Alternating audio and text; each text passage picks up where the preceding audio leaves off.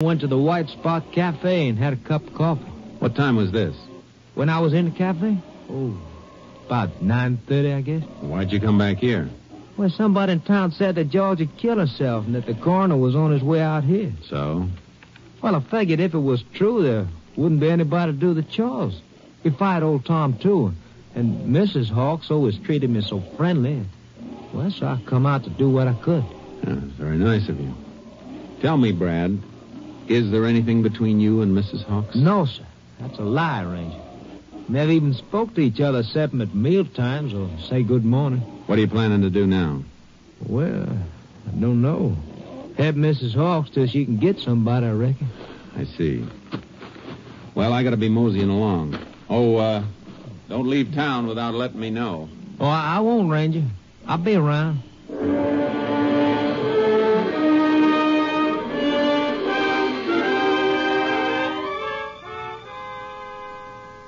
I got the evidence off to Austin and then went to the White Spot Cafe. Brad had been seen there at 9:30, and Mrs. Hawks had been with her lawyer half an hour before. I radioed headquarters that I was staying over in Finney, and about 9 that night, I got a phone call. Hello? Jace, Captain Stinson. I've got the report on that stuff you sent in today. You got a pencil? Sure have, Captain. Shoot. On that black wool sweater, the thread you sent in the envelope matched all right. It's definitely off the sweater. How about the wire cutters? I'm afraid I got a disappointment for you there, Jace. They couldn't get a match. I'm afraid the murder wire wasn't cut with the tool you sent. Are you sure, Captain? The boys in the lab are. They made sample cuts with every millimeter of those blades and couldn't match up a single one with a murder wire. Oh. What kind of a fix does that put you in, Jace? Oh, I'm not sure. Well, thanks, Captain. I'll keep in touch with you. All right, Jace. Good luck.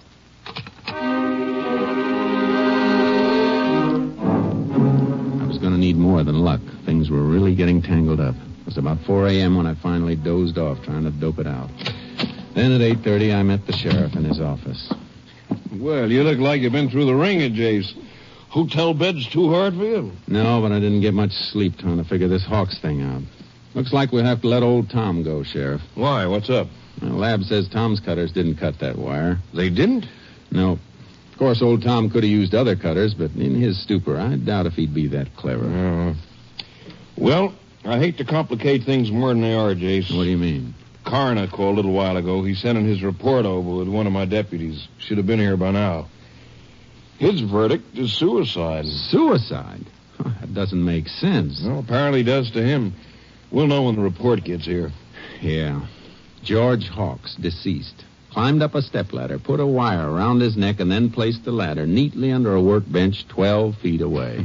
My dusty oil drum snoring things up, Jason. Considerable. Morning, Sheriff. Howdy, Ranger. Hi. Morning, Joe. Do you get it? Yep. I had to wait while the coroner signed it. Here it is. Yeah, thanks, Joe. Anything more I can do, Sheriff? No, not right now. Well, I'll go get me some breakfast then. Let's see.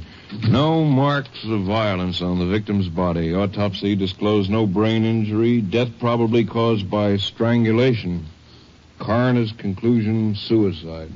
Signed G. Parker, coroner. There it is, Jace. Couldn't be. Now, here's something from the doctor. I examined the body at 11:30 a.m. It is my opinion the death occurred approximately 3 hours previously. Hey, wait a minute, Sheriff. What is it?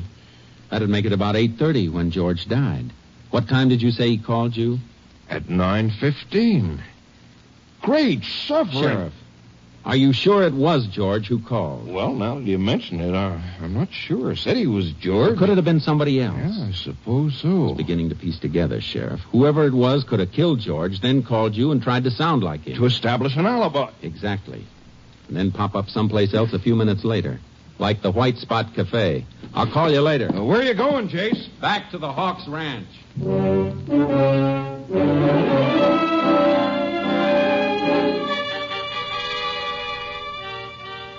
When I pulled up to the ranch, Brad Johnson was running water into the big trough near the barn. Well, hi, Ranger. What brings you out this way? I want to talk to Mrs. Hawks. We're releasing Tom. Coroner's report came in a few minutes ago. Suicide. Is she around? Why, sure, she's up the house. Okay. Oh, I just happened to think. Charcoal, my horse here in the trailer, hasn't had a square meal since I left headquarters yesterday. Is there some hay around that I could give him? Why, sure, Ranger.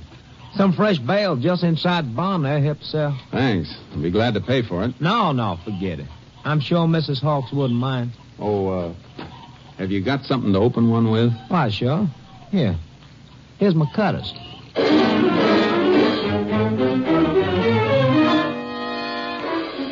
I took the cutters into the barn and made some cuts on a wire sample. After I gave the cutters back to Brad and fed charcoal, I spoke briefly with Mrs. Hawks, and then I tore out for the lab in Austin. By 1 o'clock, I got the results. Here it is, Jace. Take a look. The wires match, Johnny? See for yourself. That dual microscope never lied to me yet. The left one's the murder wire. The one on the right is one of the samples you brought in. That's it. Well, look at those striations. It's a perfect match. Thanks, Johnny. Take care of this stuff. Got to get back to Finney pronto. Oh, will you do me a favor? Sure, Jace. Call the sheriff at Finney. Tell him I'm on my way and I got something hot. I'll be there in 2 hours.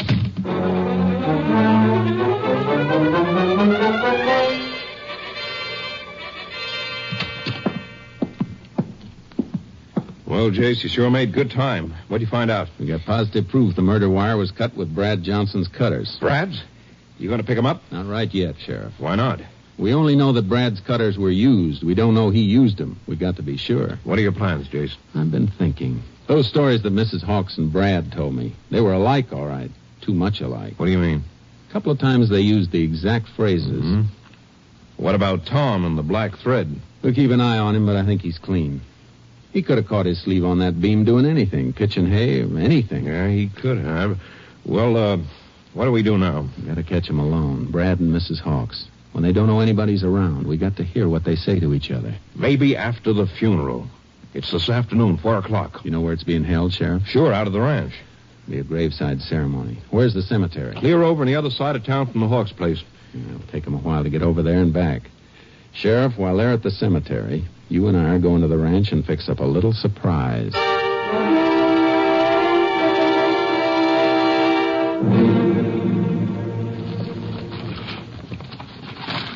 There.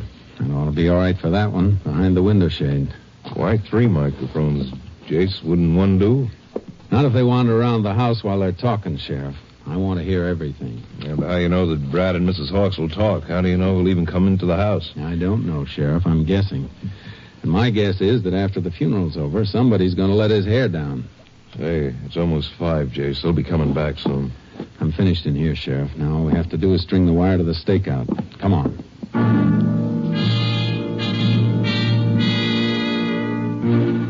We'd hidden my car in a lane down the road and set up our equipment in a clump of trees close to the house. 3 neighbors' cars drove up, then Brad's. We watched him as he fed the stock. About sundown, the last of the guests left the house.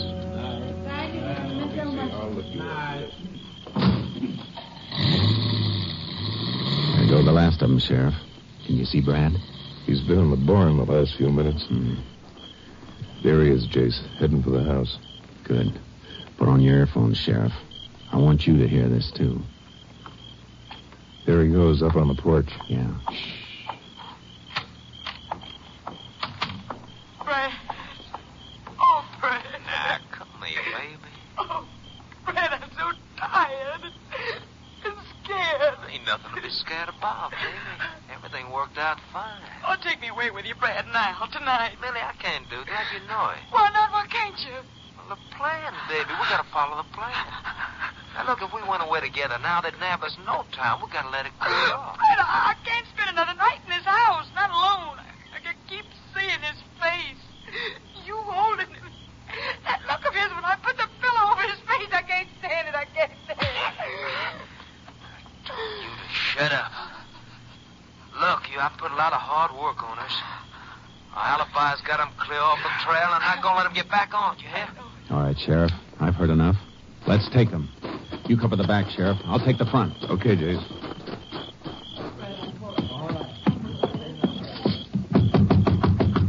All right, in there. Open up.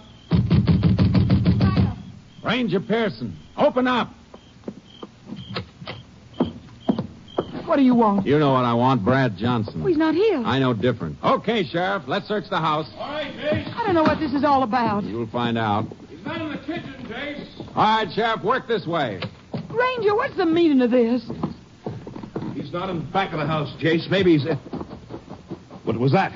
He was upstairs, Sheriff. Sounds like he jumped from up there. Come on. Don't see him. He didn't run for his car. Couldn't have gone far. Maybe he hit for the highway. What's that? Chickens in the barn. Something scared him, and I think I know what. Come on.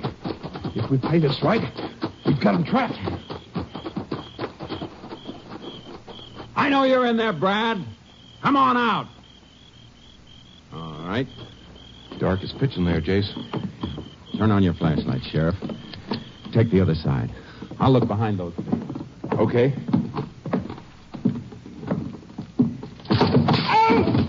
What is it, Sheriff? Pitchfork. Threw it from the loft. He hit me. You hurt bad? Don't think so. My shoulder. Here, give me your flashlight, Sheriff. All right, Brad. I'm coming up. No, don't come up. I'm coming down. Come out where we can see you, then. With your hands up. Jace, he's jumping.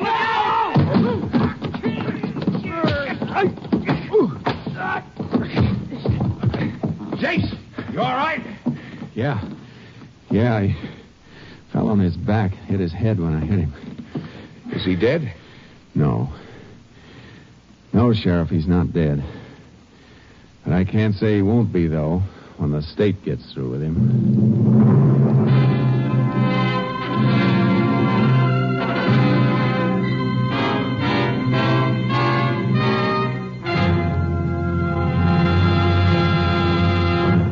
After Mildred Hawks turned state's witness, Brad Johnson confessed to the murder of his employer.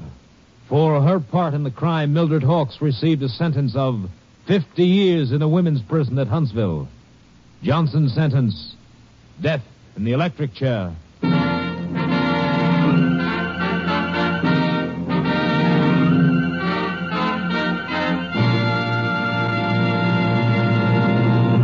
And now, here again is the star of our show, Joel McCrea. While most of the mail that comes to us here at Tales of the Texas Rangers is written by grown-ups, the youngsters have their questions, too.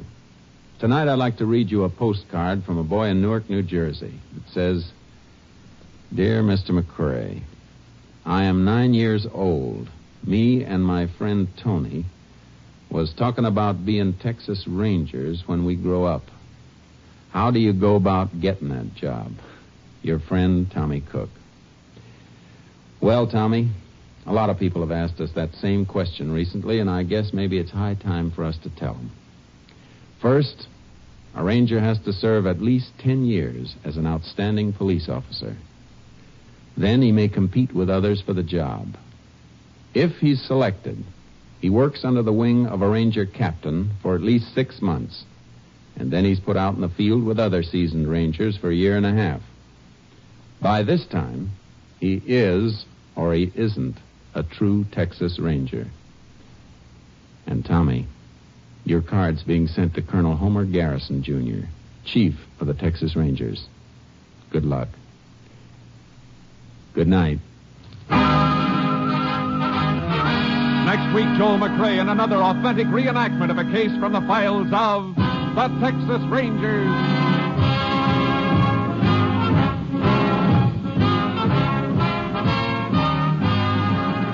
Joel McCrea is currently seen starring in the Universal International Technicolor production Saddle Trent.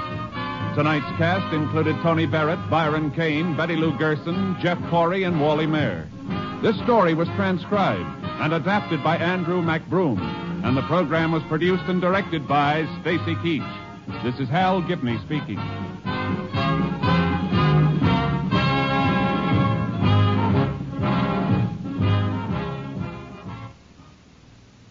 Three chimes mean good times on NBC. Tuesday nights are bright with comedy on NBC. Start off the evening with Baby Snooks. Hear Fibber McGee and Molly of 79 Wistful Vista. Listen as Art Linkletter proves that people are funny, and laugh with Bob Hope and his gang. It's truly fine entertainment every Tuesday night. So be sure to listen for Baby Snooks, Fibber McGee and Molly, People Are Funny, and Bob Hope.